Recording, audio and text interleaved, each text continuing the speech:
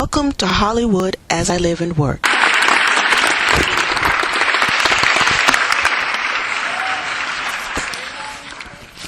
Wow, thank you so very much.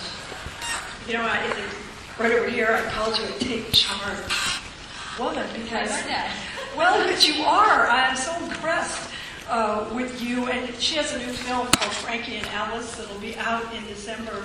We're going to see some clips tonight from that. But you're responsible for that film being made, right? Yes. Well, that's taking charge. Well, I've had to do that a few times in my career. Being a woman of color, there hasn't always been a way, so I've often had to make a way out of no way.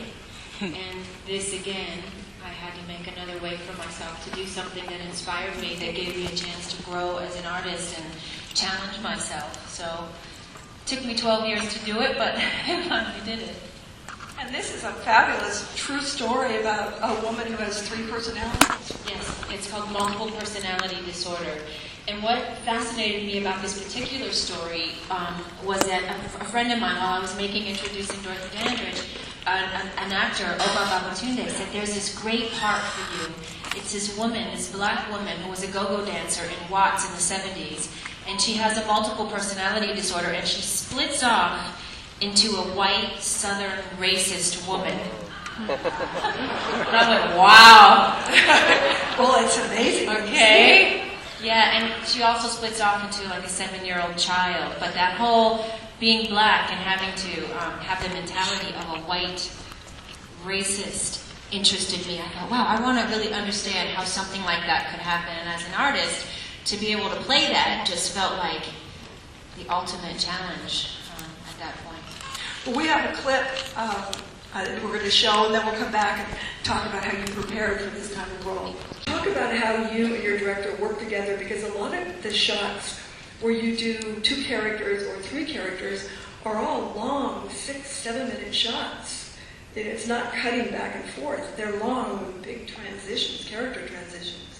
Well, one of the first things that he and I talked about was what could I bring to a movie about multiple personality that was somehow different? Because Sybil Shepherd, Sally Field did such a wonderful job of Sybil and the 3 Faces of Eve. So I thought, if I'm going to do this when it's been done brilliantly before me, what do I have to add? And one of the things that I talked about with Jeffrey that I wanted to add was that the utter simplicity of sort of changing into these personalities. I watched hours of tape of real people who suffer with this disease, and what struck me was that there were times when I really couldn't even tell that they were changing in and out of these personalities. It happened so effortlessly without a lot of drama. I think the clip we just saw was probably the most dramatic change that my character actually goes through in the movie. It's usually much more subtle than that. And so he and I talked a lot about, let's make it real, almost as if you were watching, a documentary about a life of someone, especially when she gets into the hospital. Let's keep it real. So he was really important in making sure I did that, because it's a kind of role that as an actress you can go over the top with it. It's in the writing, it's on the page, it's very easy to do that. So he was very keen on making sure that I stayed at a low level and kept it really, really, really real. Well, I know that you, even after winning an Academy Award, still study and still work and do journals about your characters. So 3 journals? About 6 journals on this movie. No, yeah, I think studying is really important. I started off studying at Second City in Chicago. I was studying stand-up. Second City people? Yeah. I was silly enough to think I was going to be a stand-up comedian early in my career. Youth will make you believe you can do anything.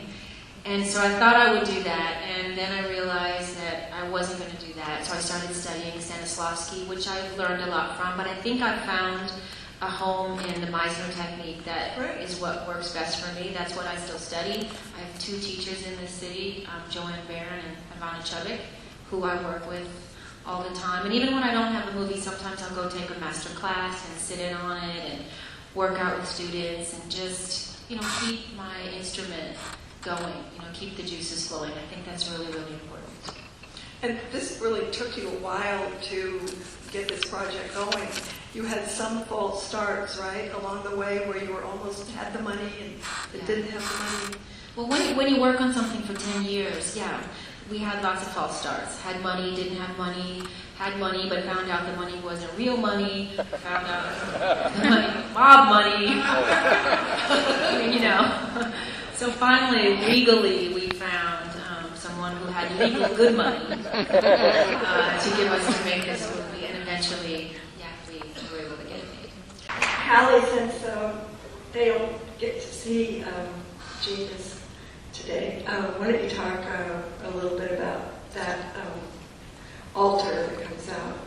Yeah, Genius, that's the third character. Genius is a 8-year-old child that has a genius IQ. And that little personality is sort of a helper of Frankie. She's the character that comes out and gives information that is always in support of Frankie. She helps her fight against Alice, the southern racist character. So that's a really sweet character, really an innocent little very smart character. And maybe we could fill in the space about how you get involved with the doctor, because that isn't by choice. You end up in the hospital and start into a program. It's there that they discover. Right. After the first scene you saw when she ends up in traffic on the ground, and then she's picked up by the police that night and taken into the hospital. And the doctor, Oswald Jennifer, he was one of the doctors in the 70s who actually really believed in multiple personality disorder. So many of them at the time really did not. They thought that these people were either schizophrenic or that most of them were pretty much making it up. And he was a doctor on the forefront of medicine. He was sort of treating, one of the first doctors to really treat patients with LSD, and a lot of celebrity clients he treated here in Los Angeles. And because he believed in her and really believed that this was really an illness, the real Frankie actually got help as a result. And what happens between them is they sort of develop sort of a bond, a connection. He is helping her, but she's also helping him, because when he finds Frankie, he is sort of disillusioned with his career. He wants to retire. He doesn't really feel like he has anything else to offer. And then in she walks one day, and he gets excited again about being a doctor and being alive and helping people. So they ultimately, by the end of the movie, help each other. And since you haven't seen the rest of the film, talk a little bit about the real Frankie and the good things that have happened to her. Well, the real Frankie will remain anonymous. She is living a very productive life now. She's managed to get her alters under control, and she spends more of her day as herself, as Frankie, and keeping the others at bay. Because the real goal of multiple personality patients are to have the personalities integrate, because they were at one point the totality of who she was, and based on some traumatic event that usually happens with their children, their personality fragments and splits off into other characters as a way of survival, self-preservation. Because usually what they see or what they go through is so horrific that they can't handle it, especially as children.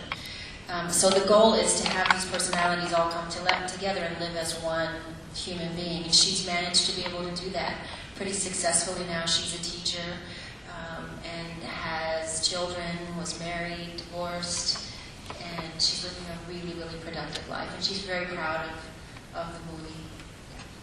And she'll see it soon. That would be great. So this film will be out the first part of December, I believe. I think it's really an important film. It's an incredible performance by Halle Berry, playing all these roles and doing the work that she does. Stellan Skarsgård is really amazing. Oh, he's great. Well, tell me, did you cast him? I know you worked with Jeffrey. You were the producer. So how hands-on were you in the casting of the other people? Really hands-on. When you're a producer, you have that hat to wear too. So Jeffrey and I spent many hours talking about who would be right and who our wish list was. And Stellan was on our wish list. So when he agreed to do it, we knew we were off to the races, because that doctor, that role is key in the believability of the characters and also in the story. So when he agreed to do it, we were in good shape. And then Felicia Rashad came on. She plays my mother She's in the great. movie. It was amazing.